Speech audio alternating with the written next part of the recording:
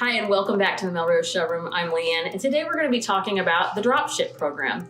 Did you know Melrose's DropShip program is more than 10 years old? That's a long time to answer many customer questions and to work out all of the kinks.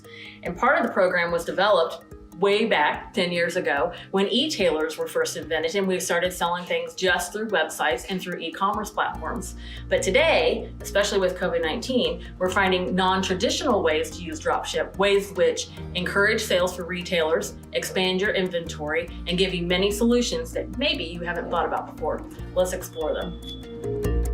I wanted to film this next segment right next to this truck. This is 70291, otherwise known as my favorite truck from Melrose. This is a nice vintage blue truck and it's one of our top sellers.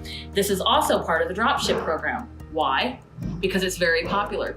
So let's say that you own a store and you have a limited amount of SKUs that you can carry in your store. Did you know that you can offer this, show one of them. You can either sell it online by putting pictures on Facebook or Instagram or putting it on your own website, or you can have one on display in your store and you can just take orders from it through your dropship program. So all you would say is, isn't this a really cool truck? I love it. It would look perfect on my porch. And then the person would come in, the customer, and they would buy this 70291, my favorite truck, and then it would be shipped to their house within 5 to 6 days.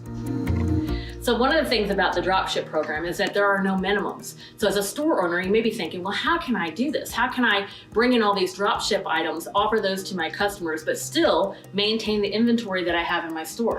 Well, you kind of need to think of dropship as an extra add-on to your store. About 10 years ago, about the time that e-tailing became very popular, we noticed that retail stores were losing a certain amount of their business to online sales. And you may be noticing this in your own store as well.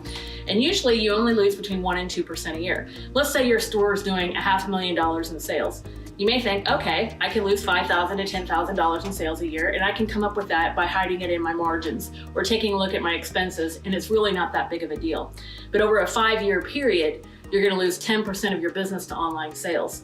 We can't have that going on. So what we wanna do is we wanna try to find a way that you can have more SKUs available to your customers.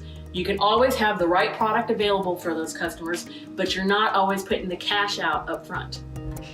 So you're ready to sign up for dropship. One of the first things people ask us is, if I ship this directly from my customer through my store and it arrives at their home, is Melrose's name gonna be all over the package? And the answer is no, it's not. This is gonna be something that's gonna come nondescript from your store directly to your customer. One of the things that we're finding that retailers are having great success with are those hard to handle items. Like let's say someone's going shopping with the girls for the afternoon, maybe they're gonna have lunch, they're gonna go from store to store to store, or they're walking through your shop and they see something that's mounted on the wall, or they see lighting. This is item 68805, these shelves right here, and these are one of our top sellers as well. This is in the dropship program. If this is in your store, how many customers want to come up to you at the sales desk and have you take this off the wall so they can take it home? They always feel like they're bothering you, right? Oh, I hate to ask, but I'm really interested in these shelves. Could I get you to take them down for me? You've had it happen, we've had it happen.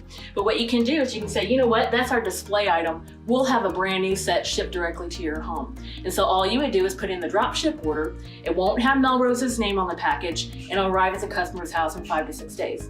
Do you know how I know what's trending and what's really selling well in my area where I'm at? And do you know what I should bring in for dropship? I mean, I don't need 150 new SKUs for my store, for my dropship store, but maybe a good 15 to 25 would be a great way to start. I'm gonna call on my sales rep.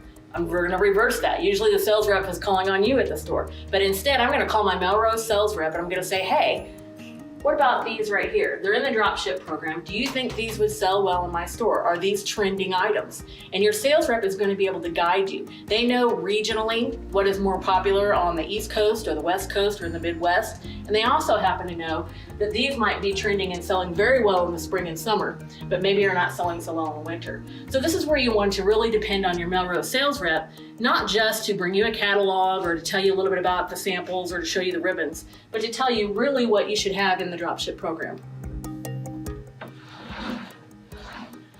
I love playing in the Melrose showroom. One of the things that we get asked a lot about if you buy something on DropShip is, what if it arrives to my customer's home and it's damaged? What do I do then? And all you have to do is call the customer service number on the Melrose catalog. We have a whole team of people that will walk you through that. We'll make sure that they have a product that is not damaged and that the customer is very happy. So if you're interested in more about the DropShip program, I'm going to encourage you to really reach out to your sales rep. They know how the program is working, how you're going to incorporate that so that you're not losing 1 to 2% of your retail business to online sales. Instead, you're adding those online sales to your retail brick and mortar business. For more tips and information, check out our other videos on Melrose.